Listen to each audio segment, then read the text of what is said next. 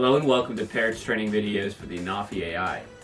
In this video, we'll go over connecting, updating, and calibrating your aircraft and making sure that it's ready for its first flight. Let's begin. You can ensure the system is connected by seeing a solid blue LED below the power button. If this LED is blinking, your system is not connected. To pair the remote and the aircraft, use a USB-C to USB-C cable. Plug it into the bottom of the remote and into the back of the aircraft. Ensure that both the aircraft and the remote are powered on during this process.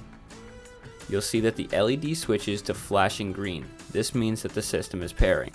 The pairing will be complete when the LED below the power button on the remote controller is a solid dark blue. We can see an update is needed when we have orange text below the system. Press on the system to access it, then press on the software update button. When we press on this, the system will automatically start updating.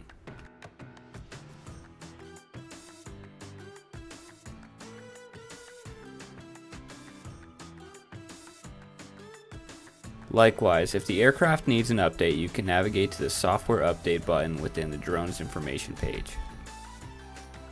To calibrate the aircraft, navigate to the drone information page and select calibration.